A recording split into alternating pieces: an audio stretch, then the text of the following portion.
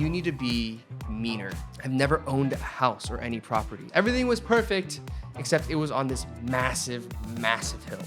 I don't belong in Korea because I'm too American. I don't belong in America because I'm too Korean. Now I think of it as like a superpower. I met somebody, I had no idea who this person is. Turns out they're like an incredibly powerful, influential person. And I have no idea. I don't know. Oh my God, does he think I'm rude? And then I spiraling. What is your weakness? Am I sound like a job interview right now?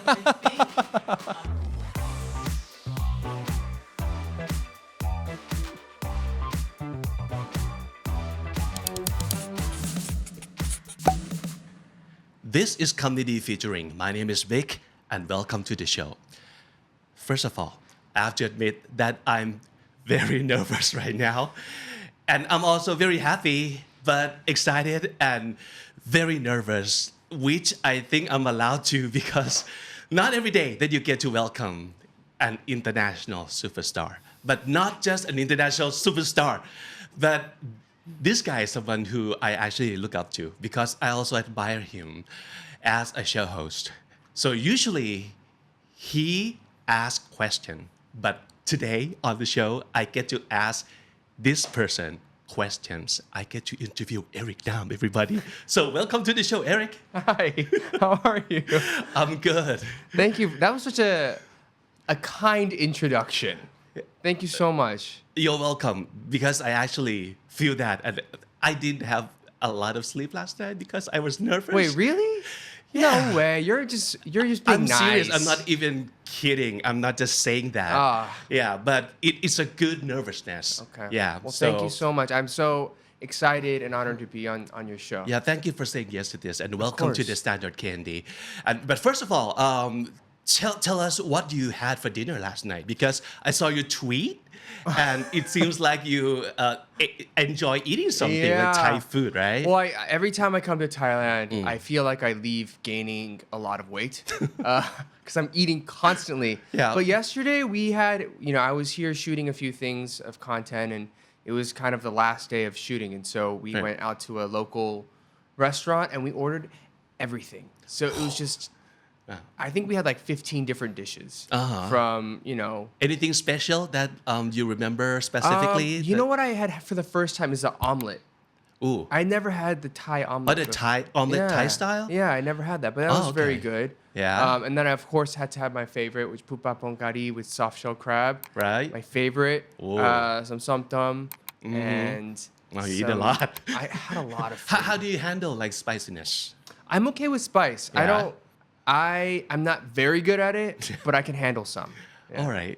Okay, so obviously this is not your first time to Thailand. You've been here before a couple of times for concerts, for like fan meets. And this time, why are you here?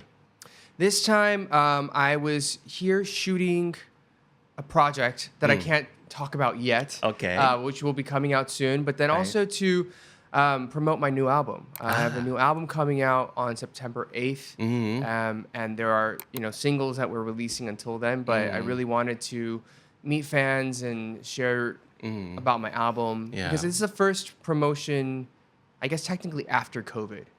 During COVID we couldn't travel, we couldn't meet people, and so I thought it would be nice to meet people like yourself and people at Standard and everywhere to kind of share. We love your music and I love the song like House on a Hill. That's one of the best. Okay, we'll talk about that later. I'm totally fanboying right now. But okay, so let's talk about, let's go right into it. Okay, first of all, I want to talk to you about Eric. So let's pretend you're an outside person looking in as a third person. What would you think about this guy? Who is this guy to you? And what is your impression of him for you? Wow. That's hard because from a third person perspective, I think maybe a little all over the place, a little chaotic. Very busy, ambitious. I think obviously singer, songwriter, actor, entrepreneur. That's probably on a very surface level. He does everything. I do a little bit of everything. I think, that question, the reason I think it's so deep is because there is what I think about myself, and then there's what other people think about myself, and it's like I don't know what that fine line is. And so on the flip side for me, I would say like, oh, he's probably just like works really hard, probably a little insecure, and just like figuring it out and struggling to make it all happen. But I also know from an outside perspective, it can look like everything kind of somehow works. I don't know. Yeah. So Korean American singer songwriter, that's like your official title. Yeah. But you're a lot more than that. So you're producing stuff. You're like an entrepreneur too. Yeah. So how are you enjoying wearing all those hats? It's a lot. I'll be honest, it's a lot. But I also know that I'm very lucky and blessed to be doing and trying so many different things. Luckily for me, I think that everything that I'm working on kind of ties in together somehow. There's a synergistic effect that comes from working in business, working in music, in acting, and all these different types of things. And so luckily it all works together. I think if it was completely different, if it was like, oh, you're going to go do computer engineering, I'd be like, that's not going to work. That doesn't actually make sense. But right now, everything's kind of relatively in the world of entertainment, so it makes sense for me. So would 10 years ago ericnam be surprised if he sees you now? Like, oh, this is how this guy turns out to be. I think absolutely. Yeah? I think, you know, I still think of me becoming an entertainer, a singer, to be a very lucky, serendipitous, random thing. Because originally I was supposed to be a consultant at Deloitte. And so if you said, oh, you're going to be touring the world, doing about 80 shows in a year and doing all these crazy things, I'm like, that doesn't sound like me. I can't even picture that. Yeah. But I think it was just years of effort of just slowly every year. It's like, okay, next year we're going to try this. Next year we're going to try that. And then just building slowly. And I guess over time, it's where we've gotten. Right. So I want to talk to you about recognition or reputation. So how are you with fame? Do you handle fame or being popular well? I have, I think, a little bit of imposter syndrome. Yeah. Where I'm, you know, I don't think I've ever loved fame. Like I think it feels good when people are like, "Oh, hi, I'm a big fan," or people recognize you in a random place. It comes with a job, but and I appreciate it because that means that people are listening or watching what I do, and it means that my content is impactful. So I definitely appreciate it, and I definitely love meeting fans. So that's not what I dislike. I think what I struggle with is it's a question more internally of like, am I allowed to have this much fame or popularity? And so there was a big period of my career where, especially in Korea, I was on every TV show, doing everything. I was everywhere.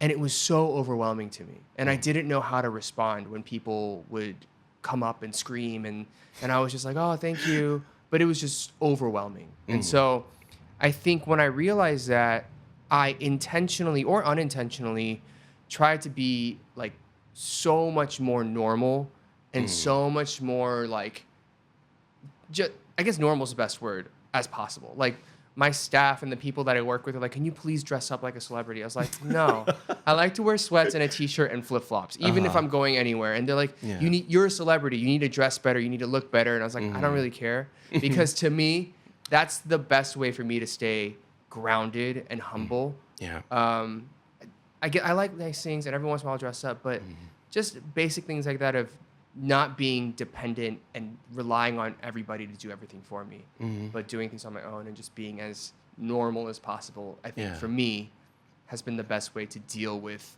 fame. I think people appreciate, me included, you being so relatable and being so grounded and humble like that too. Yeah. Thank you. I mean, it comes with pros and cons. I will say the con of doing that, the negative side of doing that is, I've had people tell me, it's like, you need to be like meaner and you have to be like ruder and more of a celebrity.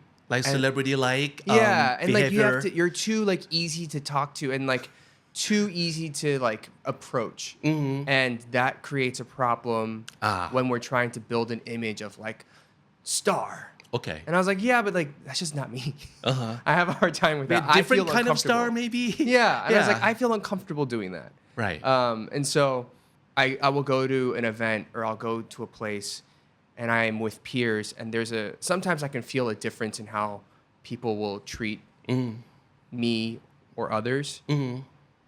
But even then I'm like, I'd rather just be like normal as much as possible. Yeah.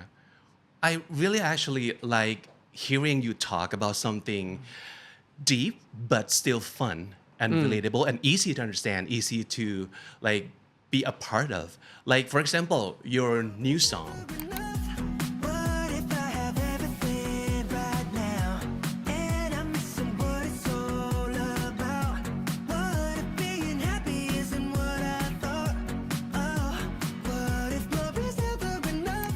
The first time I heard it, it was like, fun. Like I can totally like work out with this or run with this song. And then the second time I listened to it and I kind of tried to pay attention to the words now. Yeah. Right? I was like, wait, huh? It's like surprisingly deep. Not that I'm surprised that you wrote something like this, but wait a minute. This is deep. Yeah. So it's kind of like existential crisis adjacent, almost, right? And I heard that you this song was born out of your experience of house hunting, that you wanting to buy a house. Yeah. So you wrote this song, right? Yeah, I did. It was, I really wanted to buy a house.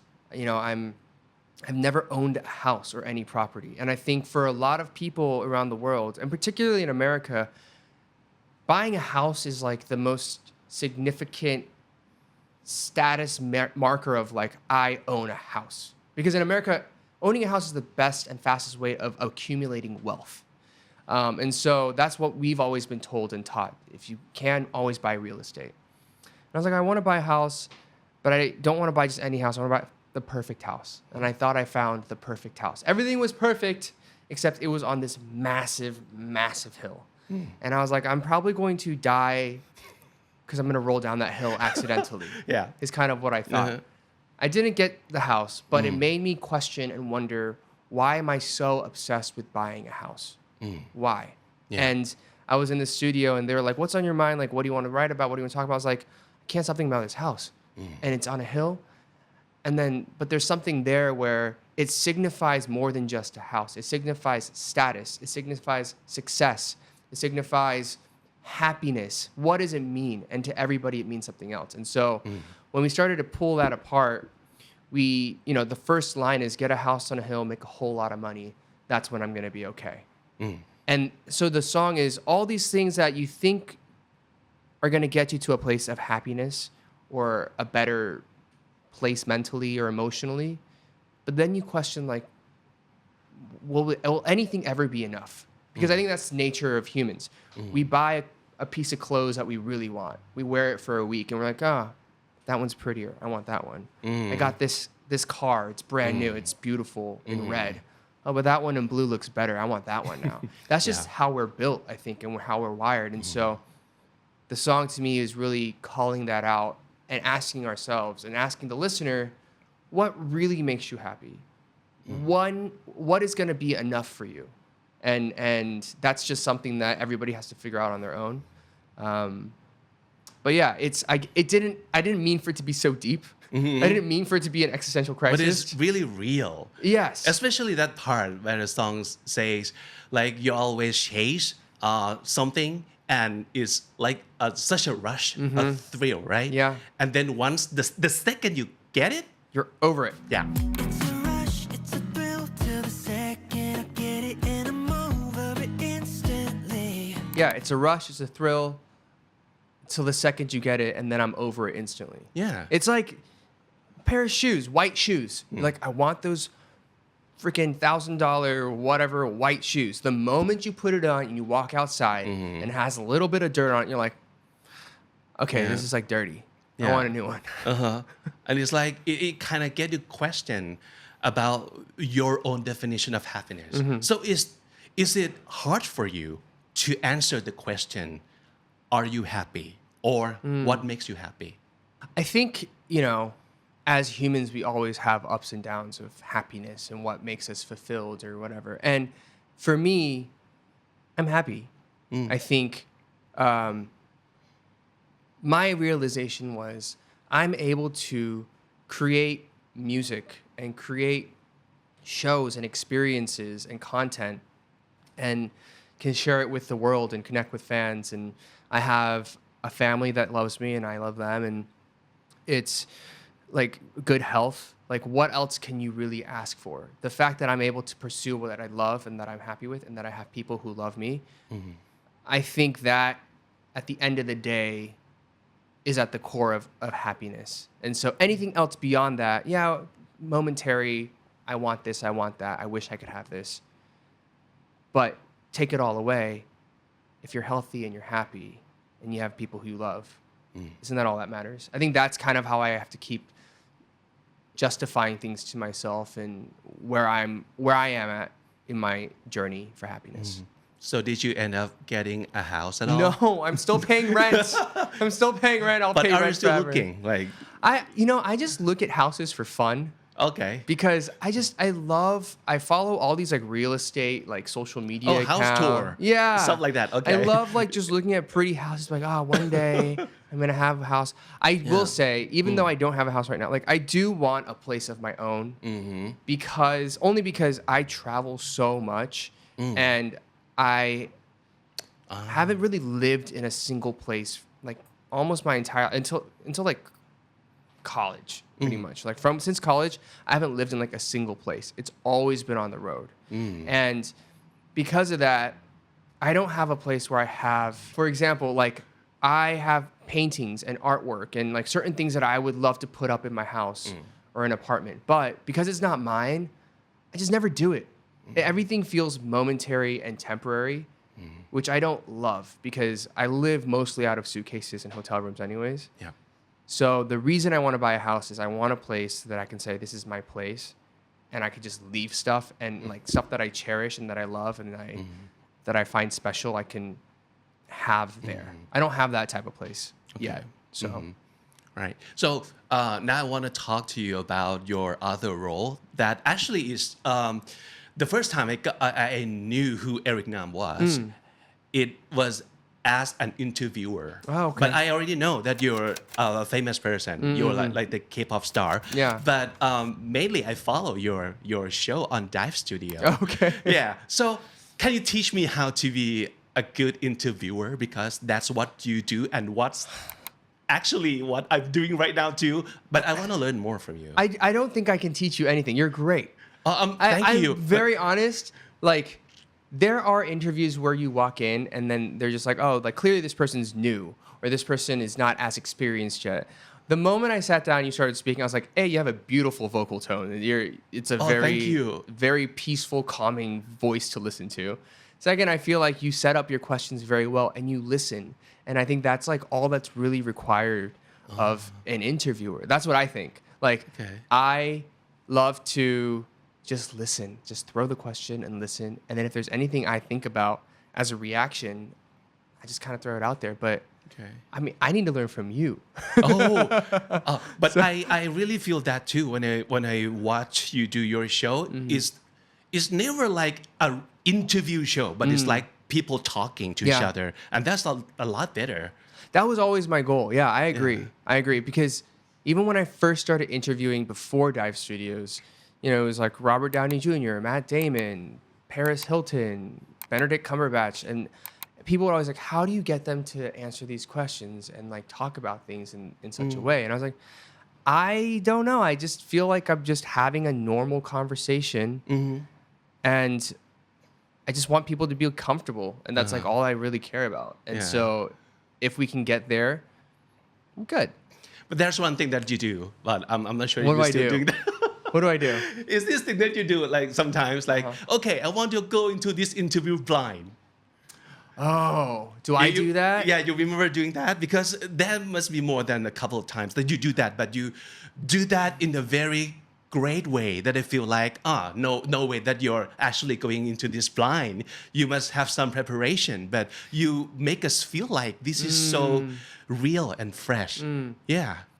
I will be honest, I don't really prepare for my interviews these days because I mean, I will like if I have an artist on, I'll like listen to a few of their songs and I'll say what are they've just been up to.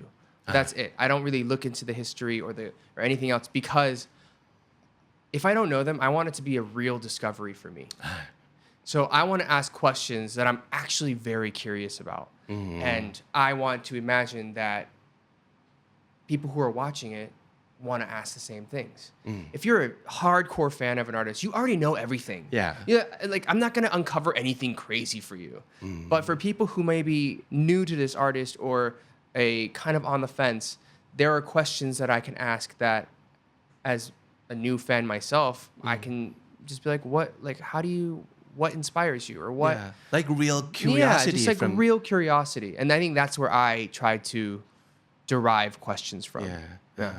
That I steal from you. I do that sometimes too. I try to make it better, but it's scary. But it's scary because but it's kind of fun also. Like this is me discovering about the other person. Really. Well, that and then if you ask the question and they give you a great response, there's nothing more satisfying than asking a real, true, honest question and they give you a great response. You're like, oh, that was good job.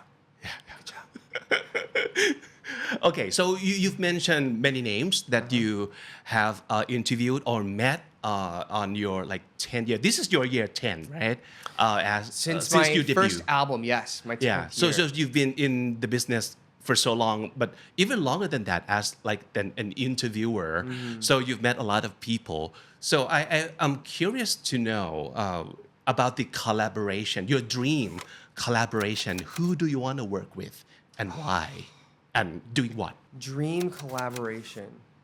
I think musically, a dream collaboration would be like Bruno Mars. He's somebody that is I think he's one of the best performers alive, period. He's so talented. He's so good at everything. And I would love to work with him at some point. I think on another level, I would love to work with Ryan Reynolds. Because I think he's a genius. I think he is comedic genius. He's so funny. He's so witty. I watch everything that he does because there's something about it that's very improvisational. Because I think he started in improv comedy. So everything he says and does is so different every time, but it's so funny every time. And then he also has been able to invest in, own, run, operate businesses from his gin to his telecom to his soccer team. And when I see that, I'm like, oh, this man thinks differently. And that's something that I really respect. So be it on film or TV or a project, Ryan Reynolds, if you're watching, please, let's do something together. I met him once. I interviewed him for Deadpool, I think. And I think that was one of the most nervous interviews I'd had because I was like, it's Ryan Reynolds. Like this guy that I think is so smart. I get to talk to him. But I remember being very nervous about that interview. Now you know what I'm feeling right now. Well, thank you. I'm so honored. So let's talk about your fans too. Like Nam Nation. Is that how you pronounce it? Nam Nation? Nam Nation. Okay. So tell me about them. Like who are they and what do they do? My Nam Nation, they are the most diverse group of people in the world, I think. I think what's interesting about my career and the people that come to my shows and listen to my music is that everybody looks so different and does so many different things. And I think that's because I do so many different things that the people that come in are brought in from different things. There are people who come from my podcast. There are people who come from Mindset. There are people who come from my TV shows. People who come from my activism. So many different touch points that I have brings people in for different reasons. And so because of that, we have women and men of young ages to into their 60s, 70s, and 80s. I love sometimes going to a show and I'll see grandma, daughter, and granddaughter all together. All three generations at the show wearing like matching merchandise. And so it's really, really kind of wild to meet those people, to meet Nom Nation every time. I'm always so humbled and thankful. Yeah. And then I think the other thing is like Nom Nation are just very, I think, kind and nice. I was in a interview recently and I was like, I just really wish everybody was nice to each other. It's not that hard, but for some reason it is. And there's this saying or this phrase in Korea. Even when I first started, there was like, your fans mimic and follow your personality. And so if you look at certain artists, like if you see like a heavy metal rock band, you're going to see a bunch of people who are just all about that lifestyle and whatever personality that artist is going to have. And then for me, they're like, you have like this nice image and whatever and personality. And I like to think that I'm generally a nice person. And so I think my fans in general are very, very kind-hearted individuals. And so, yeah, kind, diverse, very giving, and the best. You used to say long time ago, I guess, that you kind of feel like sometimes you don't belong to either like American or being Korean. So do you still feel like that, or all that just has gone away? I think, I don't know when I started to think this way, but I feel equally both. Okay. So that's not the alienation, Yeah. but belonging to both. Yeah. Because I think before it was like, I don't belong in Korea because I'm too American. I don't belong in America because I'm too Korean kind of thing. Yeah. Whereas now I think of it as like a superpower because I like to think of it as like a third cultured person. If you're a child of immigrants or if you're somebody that has like moved from one place to another and you don't really know how to identify, instead of it thinking it as like a handicap of you are limited because you're not fully one of us. Now I think of it as like, oh, but I know more about this culture than you do. You only know about America or you only know about XYZ. But I know about Korea and this and that and all these other experiences. So it's more of a enhancing superpower than it is a limitation.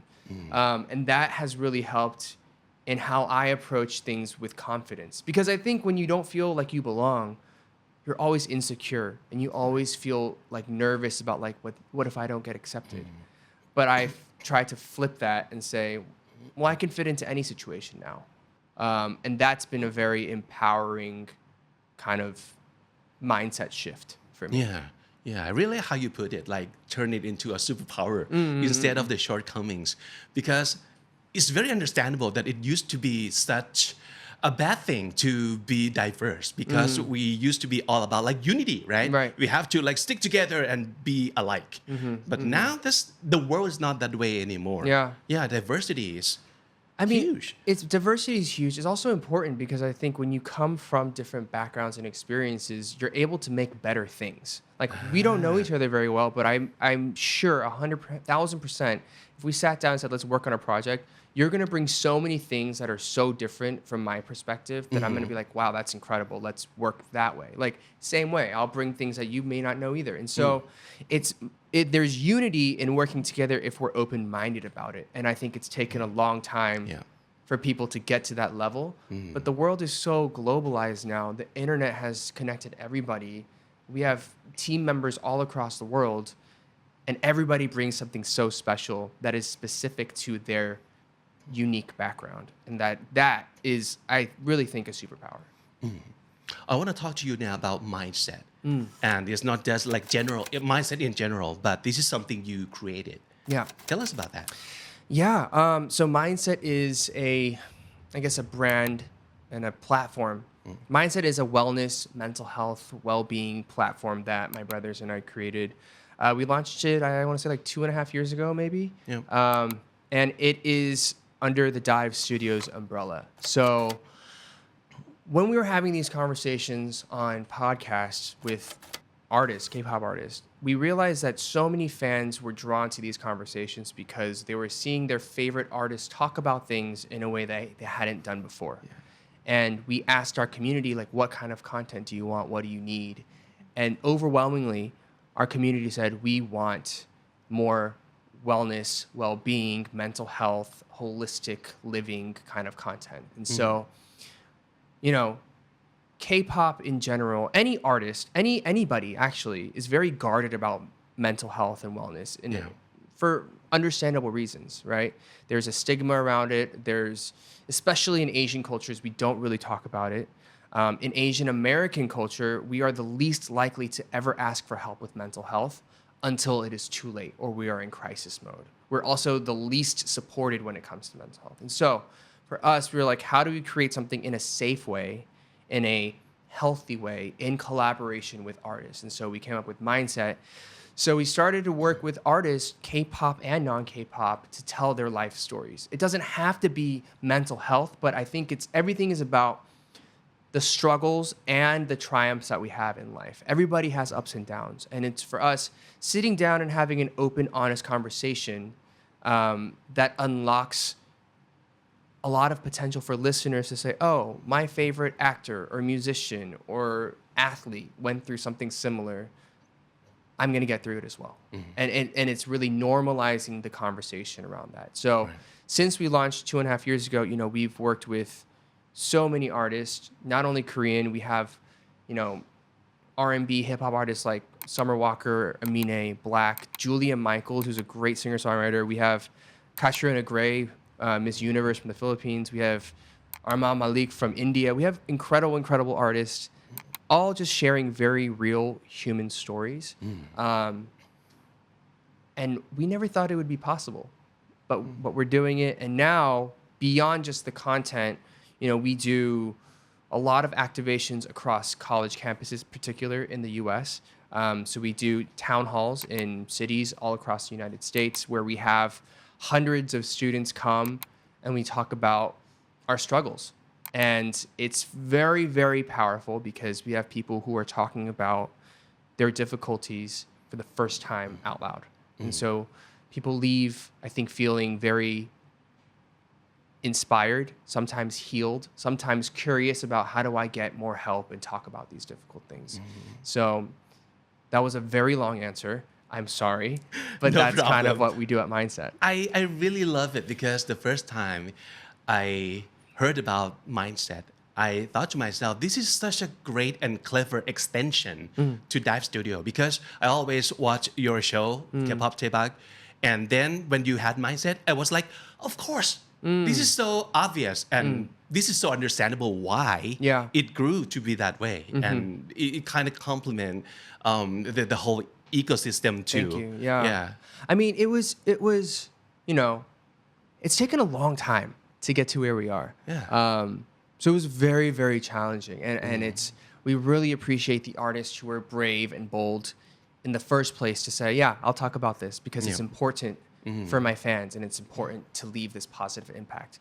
So since that first tranche of artists, now we have people like 17 and Icon and G Idol and more artists coming from all over, hopefully in the near future. But it's been very, very nice to see how we've been able to impact people. Yeah. Let's talk about Dive Studio now. And I also want to tell you about the impact that I feel that your show and your channel has because, well, I used to be someone who is not a big follower of the K-pop stuff, whatever. And I knew even less about like K-pop idols. But then your show came along and everything changed. Oh, really? Because of course I enjoy and appreciate like all the K-pop music, right? But I didn't get to like really know them. Like who is the person behind all those like K-pop idol faces, right? But then I watch your show and it's done in English, which is very helpful and very universal that I get to know what each person is like now. And that really is something that I think creates a huge impact for K-pop industry. I'm not exaggerating. Oh, thank you. But I really think so too because otherwise I wouldn't be able to appreciate all the person all the K-pop star is. Yeah, thank you. Yeah, I mean this Dive Studios too has been a challenge, I think it's hard because when you're starting something new, 4 years ago when we started DAEBAKSHOW, it was brand new. Everybody was like, nobody's gonna do this YouTube show. Like, who's gonna do it? Like, yeah, it's ericnam, but like we don't trust you to take our favorite, most prized idols and talk to them about whatever. And so it's taken a lot of time for us to get to a point where now we have artists reaching out every day to be like, can we come on the next episode? And that we're so grateful and we feel so honored that they trust us to have that conversation. But it took a long time to get there. And it's really people like yourself and the viewers around the world who appreciate it, who watch it, who get to know their artists in a better way. And if it's being impactful in that way, I think now the labels and the artists are seeing like, oh, if we do a show with Dive Studios, it really hits all across the world. And that's been really, really cool to see. Because when we started, it was literally just like me and my brother, just sitting at a kitchen table. And now, you know, we have a great team of people. None of this would be possible without them to help put these great segments and clips together. And we have new shows coming with new hosts, new idols coming very, very soon. Is it unbelievable? Yeah, it's unbelievable. Unbelievable, right? Yeah, Unbelievable will be coming out very soon. Anything you can give us a little sneak peek about that show? Let's just say I was on one of the first tapings of it as a guest. It's gonna be very funny. Yeah. And it's also, I think people. I think funny is a default for you guys. Well, thank you. You always crack us up. So funny. What else? Funny. I think people will be surprised because the people on the show, the hosts, have never done anything like this. Wow. So, you know what? I'll be very honest. I feel like there are a lot of idols who want to do shows with Dive Studios. I get hit up very often. It's like, I want to come on, or I want to do my own show. Can I do this? Can I do that? And we're always like, go for it. Like, we'd be more than happy to have you. But it's, you know, it's not a unilateral decision. It is a decision that takes, you know, labels and management and all these other people to all say okay, and that's where the hurdles are. So for us to have these artists on as a host, we know that they really wanted to do it. Management, their artists, their label, everybody was like, we really want to do this. We're like, we are very honored and very happy that we're able to put this show together. So when is this show coming out? This episode? Do we know? By the end of August? Okay. So then it's already pretty out. soon. Here we go. Yeah. So you hear it here first. Can't wait. So just go subscribe if you go haven't subscribe. already. But we have 2 members of NCT being hosts on Dive Studios. Wow. So, yeah, we have 2 members of Wavy joining us. So that'll be very, very fun. A lot of your guests, I think you have become like friends with them. I think some of them you're already friends with, right? But some you have become friends with later on. Yeah. And it was like, okay, actually this guy is very funny, and I bet he could host the show. And then boom. 2 months later, he like hosts the show, like on Dive Studio too. Yeah. It's, you know, it's even there though, like there are a lot of artists who it's just scheduling issues. Like, for example, like, you know, I think the boys, a few members of the boys would do really well at hosting a show. Yeah. They're just so busy. And so it's totally understandable. And like, by the way, I love that episode that you talked to 3 members of the boys. Yeah, Jacob and Kevin and Eric. Like, I've always thought they would be great at hosting a show. I've always thought like, even like G-Idol, you know? My interview with Minnie and Oogie, I just thought they were just like so funny. And so their energy was so good. And so it is great that as I'm interviewing people, I get to meet new people because I'm not always in Korea. And so it gives me a reason and an excuse to meet really, really fun, great humans. And that's one of like the biggest benefits, I guess, of my job. Well, one of your interview, this piece is headlined Vulnerability is a superpower. I'm not sure if you remember that piece, interview piece of yours. So I'm curious to know about your vulnerability. Like, what is your weakness? And I might sound like a job interview right now, but I think a lot of audience could benefit from this. Like, oh, ericnam has the same like weakness as me, so let's see how he handles it. There are moments where I spiral a lot, where I get very self-conscious and very insecure about maybe did I say something wrong, or did I not dress right, or did I not look the right way, or did I, and more often than not, I'd say it's completely in my head and it's completely a self-conscious thing. But if you've ever experienced anything like it, which I think most humans have, it can be very debilitating. It can be very crippling because you sit there and you're emotionally and mentally, just psychologically drained in the case that you did something wrong. And you just cycle and you can't do anything. And then for me, it's always but if on the off chance that you did do something wrong, right? It was an honest mistake, right? That's what I think. I was if I did something wrong, it's completely a mistake, and I will be the first to say, I'm so sorry, and own up to it. But most chances are it's just completely mental and it's completely internal and nobody else notices anything wrong. And that is, I think, something that I deal with on a very regular basis that makes me very vulnerable to being completely crippled, and something that I'm trying to overcome. So it's this over self-awareness that can be scary sometimes. Okay. And so I think that's something that I'm working on. And I think a lot of people are probably working on. Yeah. Any tips or anything in particular that you have done and it kind of works? For me, I just try to talk to the people around me and be hey, this is what I'm going through. And they're like, that's crazy. That's completely just in your head. Nobody is thinking about it that way, or nobody saw it that way. It's just completely in your head. And that kind of validation helps me get out of it, or just sleep.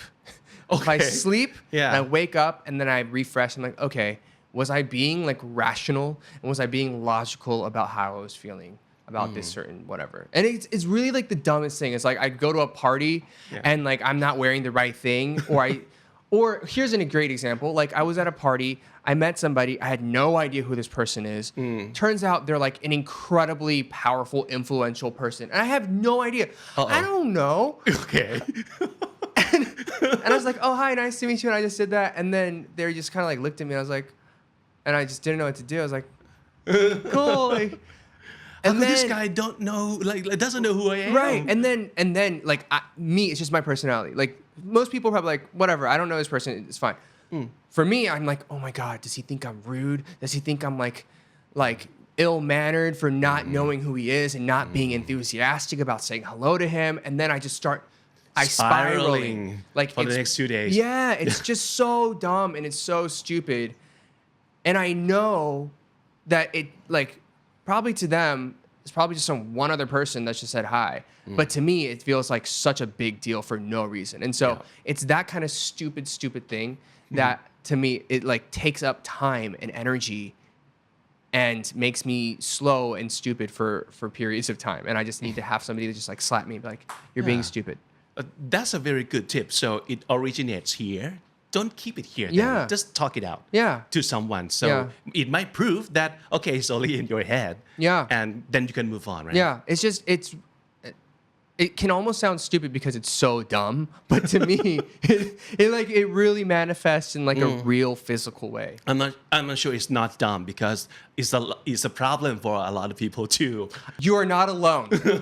Yeah, there you go. That's a great message there. Yeah. You're not alone. Yeah. And there's a way to fix it. Yeah. Just let's talk it out. Okay.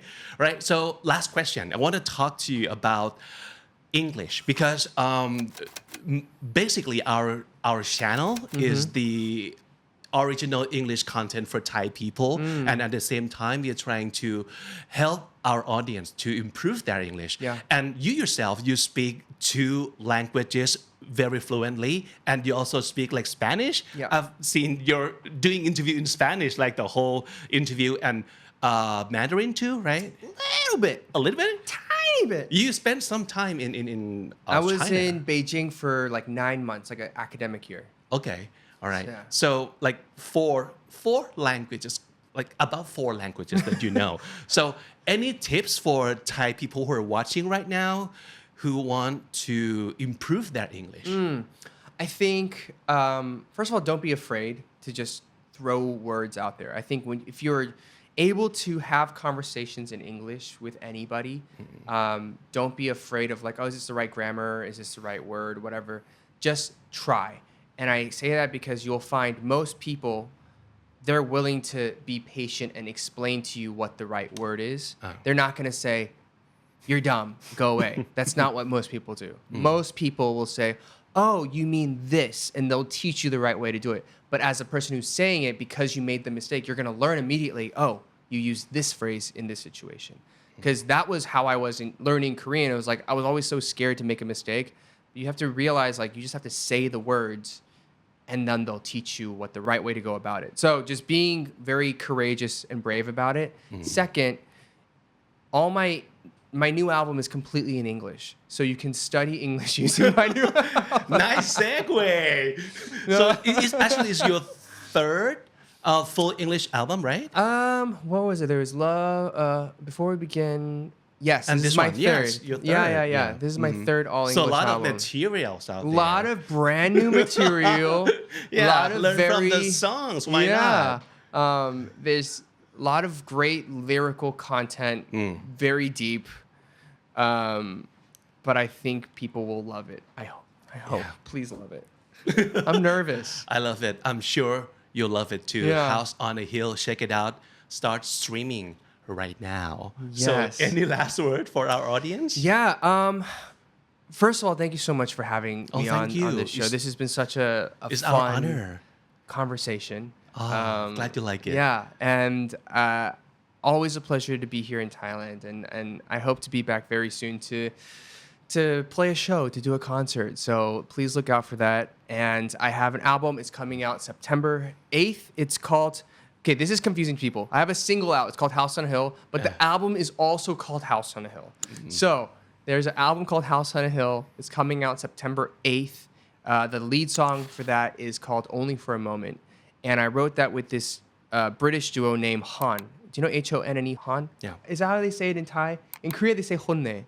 So I just don't know. Okay. But Han, and then we made these beautiful music videos that when you put them together, become a short film. And so we spent a lot of energy, a lot of time putting together this world of a house on a hill. So there's multiple songs, multiple music videos, almost an 80-city tour. And I hope you all love it and listen to it and stream it. And yeah, but thank you so much for having me. Thank you. Good luck with your music. Good luck with your house, like future house that you will find someday, I'm sure. Wait, but I brought you a signed album though. Ooh, Yes. Do you have really? Wow. Because, and this is, okay, you're getting this first because this is not out yet. So you can't, Wow. you can't throw it away, and you Oh can't my God. just, yeah, you have to, confidentiality. Okay. All right. This is huge. This is insane. Wow. Everyone, this is my treasure now. From now on, I'll cherish this. I'll take it to my grave, and I'll take it to bed every night, and I'll be streaming like crazy. ericnam, everybody. Thank you so much. Thank you so much. Have a Yay. good one. Be happy, be healthy. Love you guys. คำนี้ดีเชื่อว่าวิธีหนึ่งที่จะทำให้คุณเป็นคนเก่งขึ้นได้มากที่สุดก็คือการเรียนรู้และฝึกฝนจากการทำงานจริงครับหรือ OJT on the job training ใครอยากฝึกงานและพัฒนาตัวเองไปกับคำนี้ดีก็ต้องมาลองทำงานจริงกับเราแล้วคุณอาจจะได้โอกาสดีๆในการสร้างสรรค์ผลงานดีๆสู่สายตาคนนับแสนแบบนี้ KD Intern Gen 11 เปิดรับสมัครแล้วนะครับ4 คนสำหรับ3 ตำแหน่ง Content Creator รับ2 คน เป็นครีเอทีฟและจะได้ฝึกเป็นพรีเซนเตอร์หน้ากล้องด้วยวิดีโอครีเอเตอร์รับ1คนสร้างสรรค์ถ่ายทำตัดต่อคลิปสนุกและ Learning Designer รับ1คนทำหน้าที่ออกแบบคอนเทนต์และกิจกรรมเพื่อการเรียนรู้พัฒนาภาษาอังกฤษรายละเอียดทั้งหมดอยู่ในลิงก์หรือว่า description ด้านล่างแล้วนะครับอยากจะได้คนที่พลังเยอะๆหน่อยพร้อมสู้พร้อมลุยกันไปเต็มที่ครับ and if you're also fluent in English of course that's always a big plus I promise we'll take great care of you มาร่วมงานกันครับ